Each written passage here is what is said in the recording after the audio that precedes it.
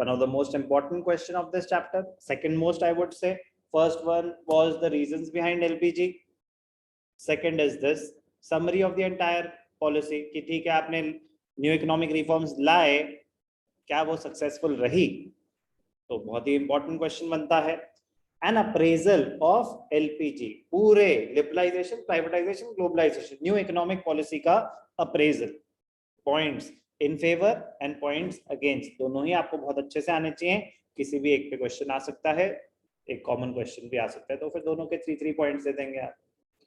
First, arguments in favor of economic reforms. Number 1, increase in the rate of economic growth. The growth rate of GDP was 5.6% during 80 to 91 decade, as compared to the growth rate of 6.7% at 1780. In the second quarter of 2021, July to September, GDP growth rate was recorded at an impressive 8.4%. But ये जो 2021 के growth rates है ना, ये true picture नहीं show करते. क्यों? Growth होता है as compared to previous year. तो जो प्रीवियस ईयर का बेस था ना, वो बहुत ज्यादा लो था. जब कोविड के टाइम तो आपकी जीडीपी बहुत कम थी. तो ग्रोथ रेट होता है change over the previous year value. तो जो जितने भी 21 के ग्रोथ्स हैं वो ट्रू पिक्चर शो नहीं करते. फॉर एग्जाम्पल, आप एक पेपर में 50 में से 20 लाए, हो गए ना ऑलमोस्ट फेल, और नेक्स्ट में 30 लाए. तो अब as compared to previous result percentage growth कितना हुआ? 20 से 30, 10 मार्क्स और ज्यादा, 50% ग्रोथ. आप पिछले पेपर में 40 लाए थे, इस पेपर में 44 लाए, 4 marks. As compared to previous year 10% growth. Yes और नो? 20 से 30, 50% ग्रोथ. 40 to 44, 10% growth. ग्रोथ तो 50% ग्रोथ, और एक है 10% ग्रोथ. तो क्या ग्रोथ हमेशा ट्रू इंडिकेटर हो सकता है आपके साइज का? तो ग्रोथ तो ये शो कर रहा है कि जो पिछले साल आपकी परफॉर्मेंस थी, अभी उस करंट ईयर में as compared to previous year कितनी ग्रोथ हुई है. तो कोविड के टाइम लॉकडाउन हो गया था, तो हमारी जीडीपी बहुत ज्यादा ड्रास्टिकली गिर गई थी. तो 21 में जो ग्रोथ हुई थी वो तो as compared to previous year हुई थी. तो समझ आ रहा है ना मैं क्या कहने की कोशिश कर रहा हूँ? तो एक्चुअली हम अगर प्री कोविड लेवल से कंपेयर करें तो हम कोई 8% पे ग्रो नहीं कर रहे हैं. हम 8% एज कंपेयर टू 2020-21 उसके बेसिस पे हम ग्रो कर रहे हैं. बात समझ आई? समझ आई? ओके. तो जुलाई, अगस्त, सितंबर, तो कब आया था? मार्च 2020 में आया था ना कोविड. तो 2021, फिर उसके बाद 21-22 की बात हो रही है ये. तो 21-22 में कंपैरिजन तो 2021 से किया जाएगा ना, तो ग्रोथ तो आपको अच्छा ही मिलेगा देखने को.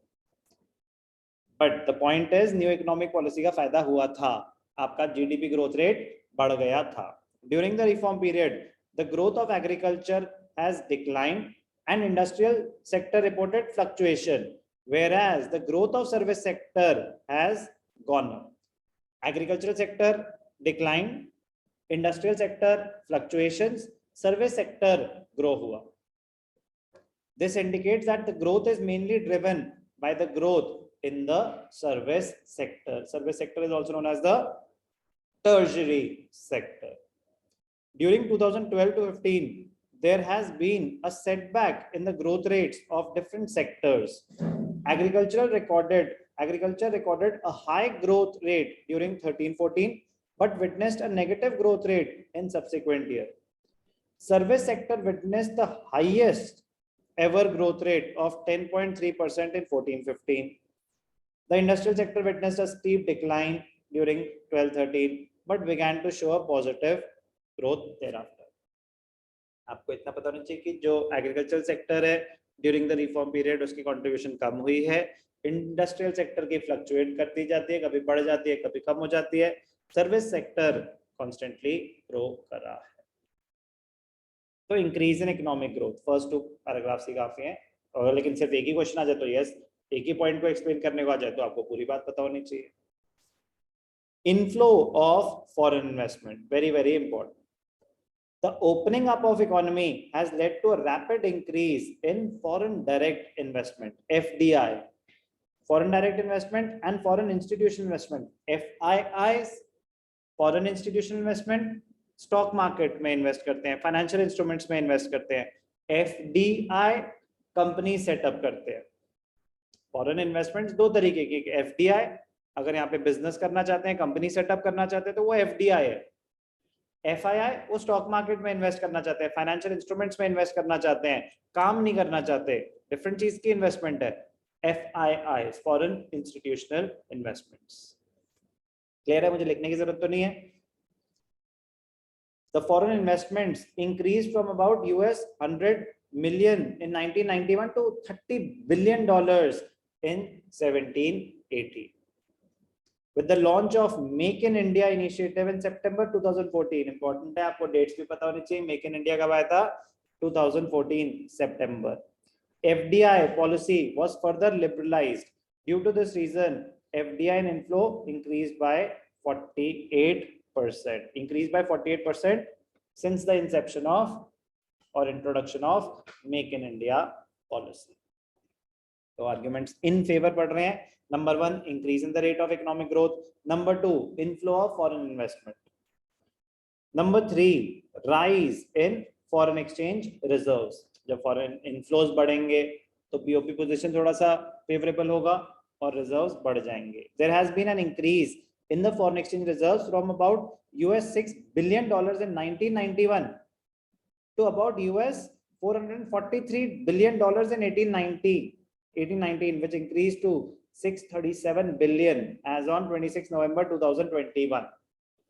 But अभी 100 मतलब under 600 हम जा चुके हैं because of rising import bills and withdrawal of foreign investments from our country. India is one of the largest foreign exchange reserve holders in the world. So, rise in foreign exchange reserves, positive outcome of new economic policy or economic reforms.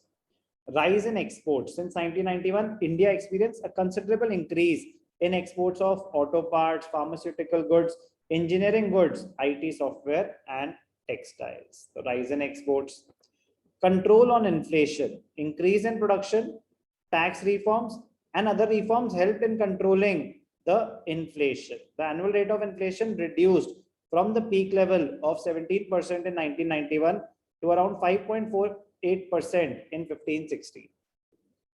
For 2020-23, RBI estimates indicate that inflation will move in the range of, बेचारे जब book छपी होगी तब उनको नहीं पता होगा ना क्या होने वाला है, तब यूक्रेन की वॉर स्टार्ट नहीं हुई होगी, क्योंकि इन्फ्लेशन हमारी आउट ऑफ कंट्रोल चल रही है आजकल.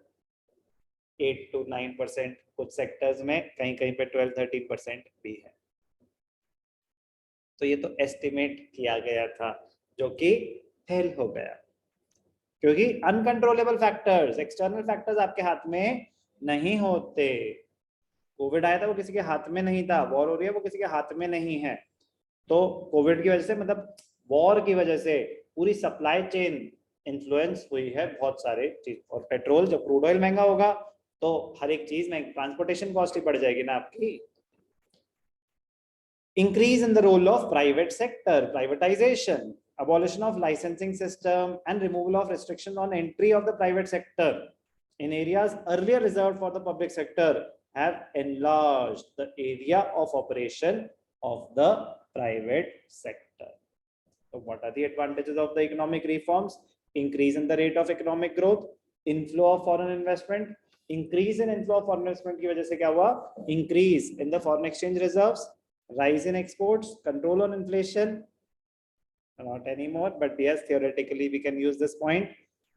Advisable होगा अगर तीन ही पॉइंट्स यूज कर रहे हो तो इसको मत ही यूज करना, क्योंकि कोई समझदार टीचर होगा तो बोलेगा बड़ा बेवकूफ इंसान है, इसको नहीं पता कि अभी इन्फ्लेशन रेट क्या चल रहा है. वर्ल्ड ओवर कोई कोई कंट्रीज तो कुछ कंट्रीज 40 ईयर हाई पे हैं अपने इन्फ्लेशन रेट्स को, और कुछ मतलब आप हैरान हो जाओगे. अभी पता नहीं कौन सी कंट्री का आ रहा था, टर्की 76% ऐसा कुछ उनका रेट ऑफ इन्फ्लेशन है. 76% का मतलब समझते हो, जो चीज पहले 100 की थी वो ऑलमोस्ट 200 की हो गई है. और हम 8% पे कम इकोनॉमीज हिल जाती हैं, 76 में तो शटर डाउन, मुश्किल हो जाएगा ना सर्वाइवल काफी लोगों का। तो चलो, ये थे points in favour of economic reform.